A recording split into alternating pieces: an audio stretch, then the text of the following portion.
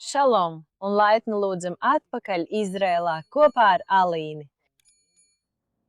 Šodien mēs ieradāmies iepazīt vienu no 3 pilsētām, kuras Jēzus nolādēja. Esiet ļoti laipni lūgti Korazīmā.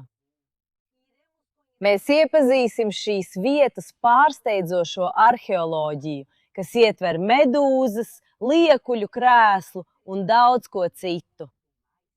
Un tas mums palīdz saprast, kāpēc Jēzus nolēma nosodīt šo pilsētu.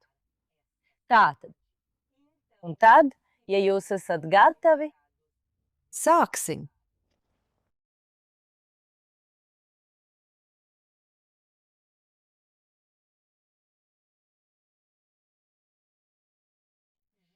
Jēzus nolāda 3 pilsētas – Kafarnaumu, Betsaida un 3.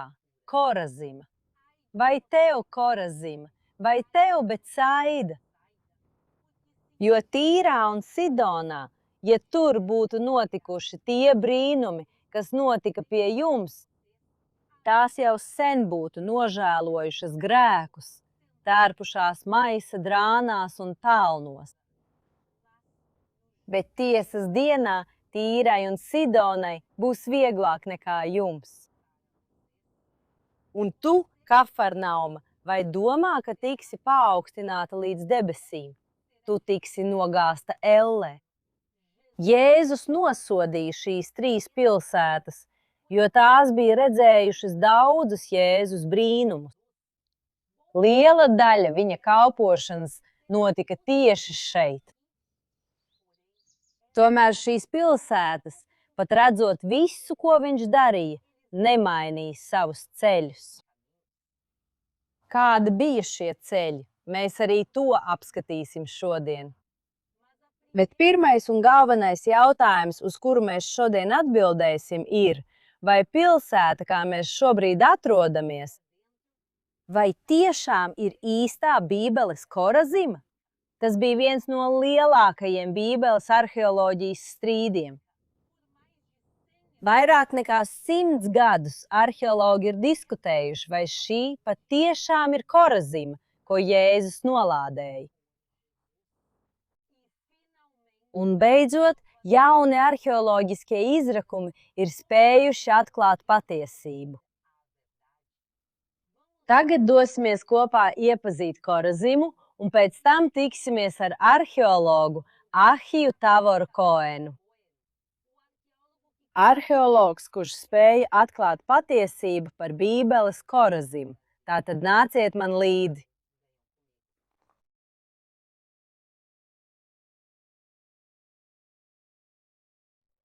Mēs varam redzēt, kā šīs mājas un patiesībā visa šī pilsēta ir būvētas no melniem akmeņiem. Skatieties, tie ir šeit.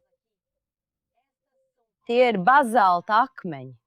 Un tam ir pilnīga jēga, jo šis konkrētais reģions Galilejā, kā arī visi Golānas pakalni, ir dabiski veidotas no bazalta akmeņa. Tātad cilvēki šeit negāja tālu meklēt akmeņus, bet izmantoja materiālus, kas bija pieejami apkārt. Un mēs varam redzēt saglabātas grīdas, sienas, logus, bet viena lieta šeit nav. Kas šai pilsētai trūkst? Jumti! Kur ir māju jumti? Visa mājas konstrukcija tika būvēta no vietējā bazalta akmens. Tomēr daļa jumtu tika veidota šādi. No vienas malas līdz otrai tika likti lieli koka baļķi, virs tiem tika likti mazāki zari un uz tiem saldi. Un virs tā vēl viena māla kārta. Un tas viss tika saspiests. Tātad šāda veida saspiestais jumts tika izgatavots no organiskajiem materiāliem. Un pēc 2000 gadu šie jumti jau sen ir pazuduši. Tie sadalījās un atkal kļuva par daļu no zemes. Arī šeit Korazīmā bija jumti, kas izgatavoti no akmeņiem, kurus balstīja arkas, kā šī te aiz mums. Bet arī tie neizturēja postošās Galilejas zemestrīces. Bet ja mēs domājam par Jēzus laikiem, lielākā daļa tā laika jumtu patiesībā bija izgatavoti no koka, salmiem un māla. Un šāda veida jumts ir arheoloģiski saistīts ar vienu no brīnumiem, ko Jēzus paveica vienā no nolādētajām pilsētām. Ja mēs lasām Bībelē par brīnumu, ko Jēzus paveica Kapernaumā, dziedinot paralizēto, atcerēsimies stāsta sākumu. Jēzus atradās Kapernaumā jau savas kalpošanas augstākajā punktā, un pūļi nāca pie viņa un lūdza, lai viņus dziedina. Un kāds vīrs vēlējās, lai Jēzus viņa dziedina. Tomēr viņš bija paralizēts, viņš gulēja nestuvēs, un viņa draugi nespēja tikt pie Jēzus cauri pūlim. Un tad, ko viņi dara? Viņi uzkāpj uz mājas jumta, izjauc daļu jumta un nolaiž šo vīru nestuvēs lejā. Un šis vīrs, kurš tika ienests nestuvēs caur caurumu jumtā, iziet pa mājas priekšdurvīm pats savām kājām. Bet paskatieties, ja visa māja un jumts būtu no akmens, viņi nevarētu to tik viegli izjaukt. Bet koka jumts, salmi un māls, jā, to ir viegli izjaukt. Un arī pēc tam to ir viegli salabot. Viņi pēc tam varēja sakārtot šo jumtu. Viņi nenodarīja mājai lielu kaitējumu, jo tas iespējams būtu aizvainojoši tā rīkoties.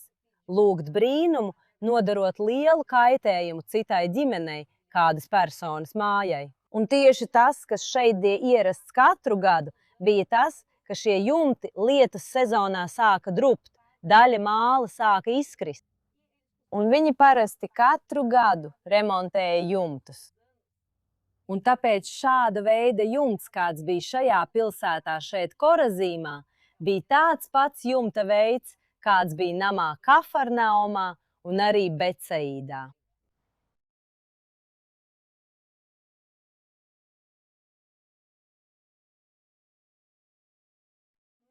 Bet kāds bija šīs pilsētas ienākuma avots? No kā viņi dzīvoja? Šī nebija zvejnieku pilsēta, kā tas bija Beceidā un Kafarnaumā, kas abas atrodas pie Galilejas jūras krasta, kuru mēs varam redzēt fonā. Šī pilsēta dzīvoja no kaut kā cita, ko es vēlos jums parādīt. Nāciet man līdzi! Šī pilsēta dzīvoja no lauksaimniecības. Viņi audzēja augstas kvalitātes graudus, kā arī vīnogas vīna ražošanai. Bet galvenais pilsētā bija olīveļas ražošana.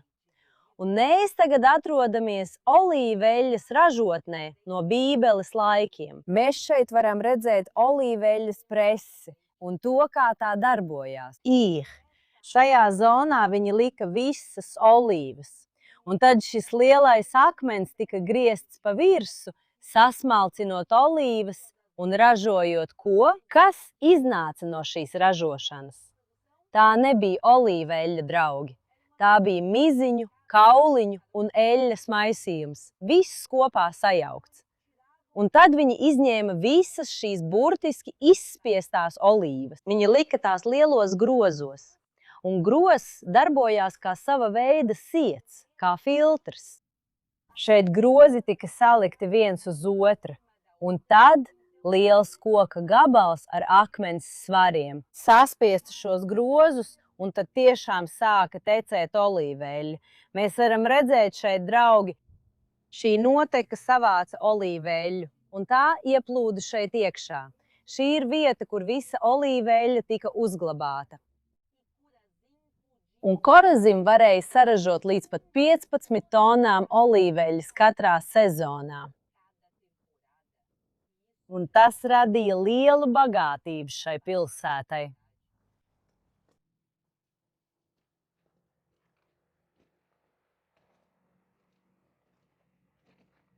Trīs pilsētas, kuras Jēzus nolādēja – Korazima, Betsaida un Kafarnauma. Tās tika iznīcinātas un jau daudzus gadsimtus atrodas drupās, kā jūs varat redzēt. Vienīgie iedzīvotāji ir Švānejas sela, damāni, kas ir šie mazie dzīvnieciņi šeit, dzīvo starp akmeņiem. Un vienīgās balsis, ko šeit dzirdam un kas pārtrauc klusumu, ir svētceļnieku un turistu grupas, kas nāk iepazīt šo pilsētu pagātni.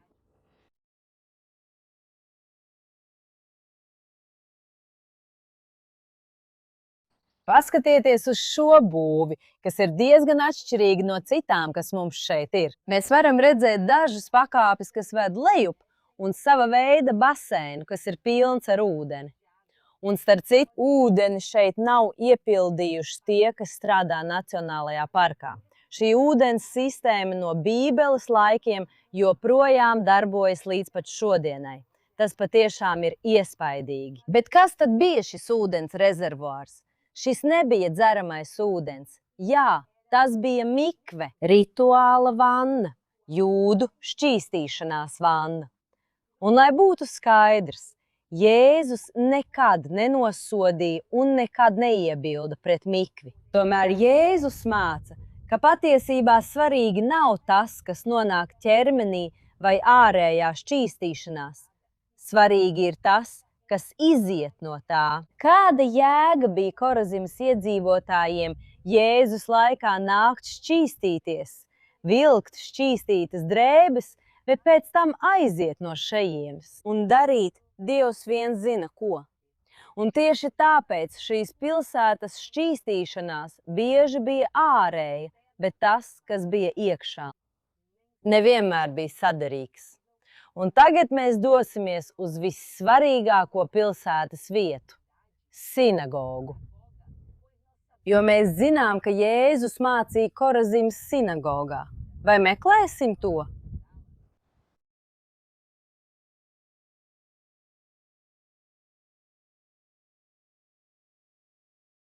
Šeit mēs varam redzēt pašas ēkas stūrī, iespaidīgāko pilsētas ēku. Šī bija sinagoga.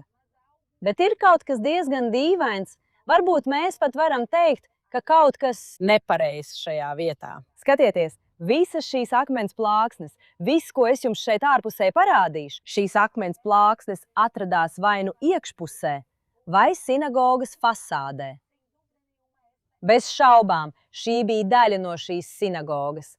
Bet nāciet šurp, paskatieties tuvāk. Šeit mēs varam redzēt cilvēku attēlus un vairākus no tiem. Un jautājums ir, ko cilvēku attēli dara Dieva pielūgsmes namā? Bībele mums skaidri saka, tev nebūs attēlu.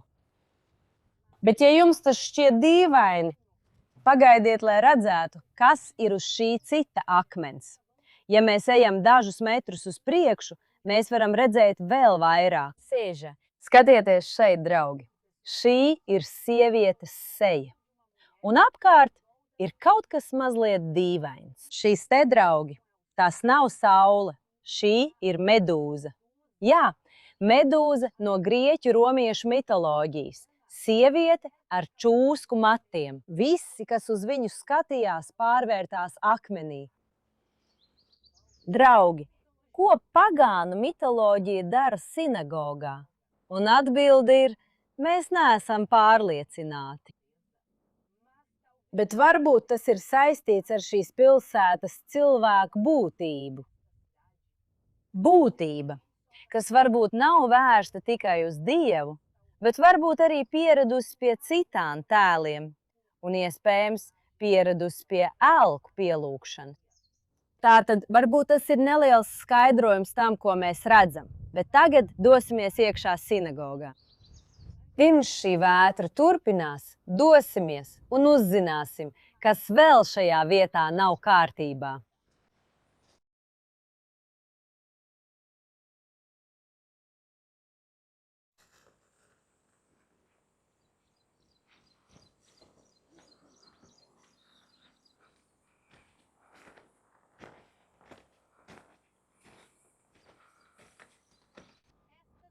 Šī sinagoga bija iespaidīga un grezna. Tāpat bija 2 stādi. Arī iekšpuse bija izstrādāta līdz sīkākajām detaļām. Un arī šeit. Uz akmeņiem tika atrasti pagānu attēlojumi. Un paskatieties arī, kas tika atrasts šajā sinagogā. Mūzes krēsls. Šāda veida krēsli atradās sinagogās jau Jēzus laikā, un tas bija sinagogas goda krēsls. Bagātākie cilvēki, svarīgi cilvēki, iespējams viesi, kas ieradušies no citas pilsētas, varēja sēdēt goda krēslā. Un visi šeit varēja viņu vērot, sēžot īpašajā krēslā. Tomēr Jēzus mums stāsta par Mūzes krēslu un galvenokārt par tiem, kas tajā sēdēja. Jēzus mums saka, ka mums vajadzētu klausīties, ko viņi runā, viņu mācības, bet nedarīt tāpat kā viņi. Tad Jēzus runāja ļaudīm un saviem mācekļiem. Mūzes krēslā sēž raksturmācītāji un farizēji. Tāpēc dariet un ievērojiet visu, ko viņi jums saka. Bet neņemiet piemēru no viņu darbiem, jo viņi runā, bet nedara. Jēzus burtiski sauc viņus par liekuļiem. Jo viņi šeit runā par labiem darbiem. Par labdarību, par pareizo veidu, kā ievērot likumu, bet iekšēji, savās dzīvēs, viņi bieži darīja pretējo. Un varbūt tieši tas ir viena no lielākajām Korazimas problēmām. Šī pilsēta klausījās Jēzu, klausījās viņa mācības, tāpat kā viņi dažreiz arī klausījās to, kas tika teikts Mūzes krēslā. Tomēr viņi nemainīja savus ceļus. Jēzu šeit gāja garām, Jēzu darīja tik daudz brīnumu, bet viņi neklausījās. Jēzus bez šaubām bija Korazimas sinagogā, bet vai šī bija tā sinagoga? Arheologi. Ilgu laiku tika teikts, ka nē, ka šī nav Jēzus sinagoga. Arheologi, kuri pagātnē izraka šo sinagogu, nonāca pie secinājuma, ka tā tika uzcelta tikai Bizantijas periodā. Tas nozīmē gadsimtus pēc tam, kad Jēzus bija šajā reģionā. Un tāpēc viņi secināja, ka Jēzus nav bijis šajā sinagogā, ka viņš nevarēja būt vietā, kas vēl nemaz nebija uzcelta. Tomēr jauni arheoloģiskie izrakumi maina šo uzskatu. Un tas, kurš veica šos izrakumus, tas ir arheologs Ahija Kohen-Stavors. Šalom! Šalom! Pastāsti mums, ko tu šeit atklāji? Tātad mans darbs kā arheologam ir rakt zem virsmas skatīties apakšā, jo slāņi ir viens virs otra. Es domāju, ka cilvēki dzīvo vienā vietā simtiem vai tūkstošiem gadu, ēkas uzkrājas viena virs otras. Tāpēc mums jānoņem tās pa kārtai, slāni pēc slāņu, lai tiktu līdz apakšējiem slāņiem. Un iepriekšējie arheologi, kas veica izrakumu šajā sinagogā, izraka tās daļas un nonāca pie secinājuma, ka agrākas sinagogas nav. Bet tam nav jēgas, jo mēs zinām no jaunās derības, ka Jēzus bija šeit un viņš šeit mācīja. Tātad mums šeit ir jābūt kādai sinagogai, jo šī ir vieta, kur māca. Un patiesībā mēs rakam zem grīdas, meklējot jaunus atradumus. Tas varētu mums pastāstīt par iepriekšējo ēku, kas būtu šīs ēkas, vēlāk Bizantijas sinagogas priekštece. Mēs varam paskatīties uz citu sinagogu arheoloģiskajiem izrakumiem šeit Galilejā. Un tas, ko mēs redzam, ir sinagogu slāņi un slāņi. Piemēram, Arbeles kalnā, kas arī ir ļoti nozīmīga Bībeles vieta, atradās sinagoga. Kaut kāda iemesla dēļ tā tika iznīcināta vai bija ļoti bojāta. Viņi to izjauca un uzcēla citu virs tās un vēl vienu virs tās. Arbela ir 5 sinagogu slāņi, un tas nav vienīgais piemērs. Tāpēc Ahija pieņēma, ka, ja šeit ir sinagoga, visloģiskākā vieta, kur varētu būt vēl viena sinagoga, ir zem mūsu kājām. Bet atkal, arheologi, kas šeit ieradās 60. gados, teica, ka zem grīdas nekā nav. Tur vienkārši bija klintis un akmeņi. Vairāk, bet vairs ne arheoloģija. Un Ahija bija pirmais, kurš patiešām pacēla šo grīdu. Un es vēlos, lai viņš mums pastāsta. Tā kā šeit iepriekš strādāja arheologi, mums vispirms bija jāizvairās no jebkā, ko viņi bija izrakuši un varbūt sabojājuši. Un otrkārt, mums jābūt ļoti, ļoti uzmanīgiem. Jo mēs zinām, ka sinagogas Jēzus laikā tika būvētas daudz vienkāršāk nekā vēlākās sinagogas, jo tās bija vairāk līdzīgas mājām nekā tempļiem. Tāpēc jums jāmeklē ir ļoti smalkas, ļoti nelielas atliekas. Ko mēs atklājām paceļot šo? Vispirms bija tas, ka sinagogai bija 2 posmi pašā sevī. Tā tika nopostīta un atjaunota. Tas nozīmē, kā jūs teicāt, ka tajā ir līmeņi, kas mainās. Un tas mūs iedrošināja, jo mēs domājam, labi, ja šeit ir vairāki līmeņi, varbūt zem tā ir vēl viens līmenis. Un mēs noņēmām šo līmeni, devāmies vēl vienu slāni zemāk. Un tas, ko mēs tur atradām, ir paliekas, kas mums liek domāt, ka šī ir vieta, kur atradās senā sinagoga. Lieta ir tāda, ka, kad viņi uzcēla šo sinagogu 400 gadus pēc Jēzus, viņiem tā bija jābūvē stipra. Viņi nojauca lielāko daļu no tā, kas tur bija iepriekš, un uzbūvēja milzīgus bazalta bluķus, lai to izlīdzinātu. Un tas pārklāja visu, kas tur bija pirms tam. Bet šo bluķu iekšpusē mēs atradām monētas un keramiku. Kāpēc tas ir svarīgi? Tāpēc, ka keramiku un monētas var datēt. Mēs varam tās datēt un pateikt, labi, šis ir no Jēzus laikiem. Un man šeit ir monēta. Wow! Ko mēs šeit atradām? Un šī ir monēta no 1. gadsimta pirms mūsu ēras, tieši pirms Jēzus laika. Un lūk, ko jūs atrodat. Un jūs varat redzēt, ka uz tās ir palnas koks. Šeit ir palnas koks un šeit ir kvieši. Un šī ir datēta tieši pirms Jēzus laika. Tas nozīmē, ka tajā laikā šeit bija cilvēki. Un tas ir tas, ko jūs atrodat zem grīdas. Tas nozīmē, ka mums šeit ir paliekas no Jēzus laika un pat no laika pirms Jēzus. Draugi, es esmu patiesi saviļņota. Es pieskaros monētai, kas atradās zem šīs sinagogas grīdas. Un šī monēta ir no laika pirms Jēzus, nedaudz pirms Jēzus, kā viņš mums pastāstīja. Tas nozīmē, ka kāds jau bija šo monētu nometis, un tā jau bija aprakta Jēzus laikos. Un to no jauna atklāja Ahija un visi arheologi, kas strādā šajā projektā. Tas tiešām ir neticami. Nepietiek tikai ar datējumu, keramiku un monētām. Ar mazajiem atradumiem. Tev vajag arī arhitektūru. Bet problēma ir tāda, ka, kad viņi gadsimtiem vēlāk uzcēla šo sinagogu, viņi visu iznīcināja. Tāpēc mēs meklējam norādes uz iepriekšējo būvi. Arheologi, kas šeit iepriekš veica izrakums, bija taisnība. Zem mūsu grīdas nav sienu, bet mēs varam atrast senās sinagogas paliekas. Un tas ir tas, kas mums ir ap šo ēku. Visas detaļas, visa arhitektūra, ko mēs redzējām iepriekšējā sinagogā, kas bija ārkārtīgi izstrādāta, grepta, piemēram, kā medūza, tika atklāts, ka tas ir no Bizantijas perioda. Tas nozīmē, ka tas ir pēc Jēzus laika. Īstā sinagoga no Jēzus laikiem bija daudz vienkāršāka. Tā nebija visu šo dekorāciju un detaļu. Un tāpēc tagad mēs meklēsim kopā.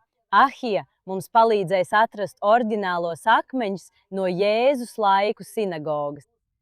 Mēs pat varam teikt, ka šie akmeņi iespējams redzēja un dzirdēja Jēzu, kad viņš šeit mācīja vai vismaz mēģināja mācīt šiem cilvēkiem.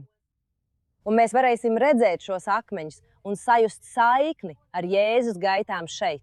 Vai jūs varat mums palīdzēt? Vai jūs varat mums palīdzēt atrast oriģinālos akmeņus? Iesim, tad dosimies viņu meklēt. Liels paldies!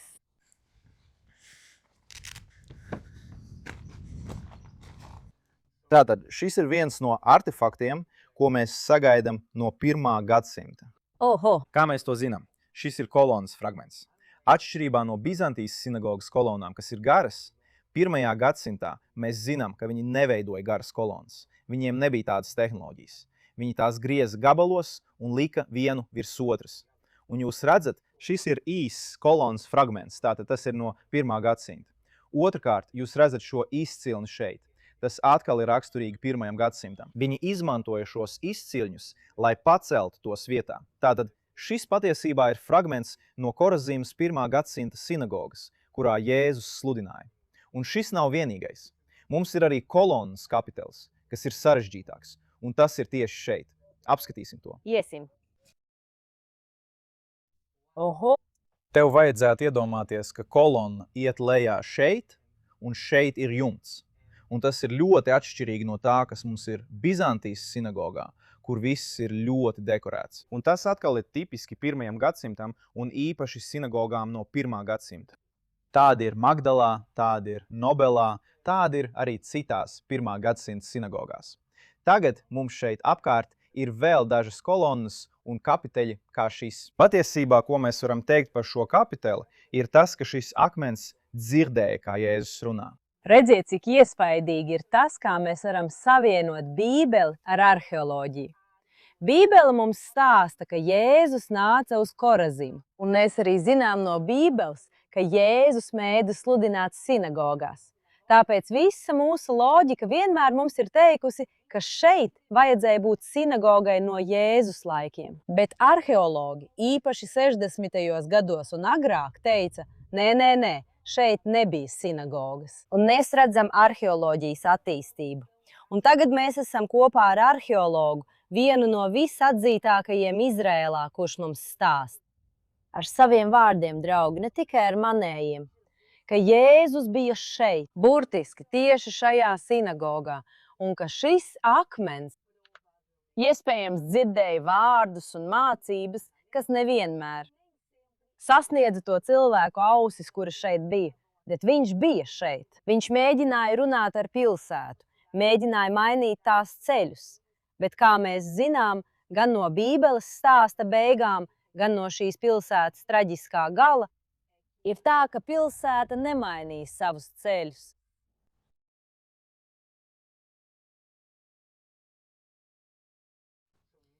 Tātad ne tikai pati sinagoga ir senāka par šo ēku, mums ir ēka no paša Jēzus laikiem. Mēs zinām, ka pati pilsēta ir vēl senāka, pat par 120 gadiem senāka par Jēzus laiku, 2. gadsimtā pirms mūsu ēras. Kā mēs to zinām? Jo mēs esam veikuši vairāk izrakumu ap to un varam labāk saprast, kā šis ciems attīstījies gadsimtu gaitā.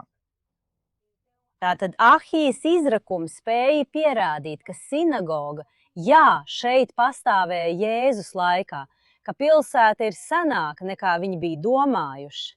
Un ne tikai tas. Viņš spēja pierādīt, ka šīs pilsētas iznīcināšana notika pilnīgi citā laikā un pilnīgi citādā veidā, nekā arheologi bija uzskatījuši. Tātad viņš izraisīja revolūciju. Pētījumos par Korazīmas iznīcināšanas beigām, un to mēs kopā jums parādīsim nākamnedēļ. Un man būs privilēģija šeit Korazīmā veikt izrakumus kopā ar Āhiju. Tātad mēs veiksim izrakumus un izmantosim kaut ko tādu, ko es personīgi nekad neesmu izmantojusi izrakumos – metāla detektoru. Tāpēc nepalaidiet garām mūsu jauno kopīgo video, ko mēs jums parādīsim. Lietas, kuras pat mēs vēl neesam redzējušas. Ceru, ka jums patika un tiekamies nākamnedēļ. Šalom! Šalom!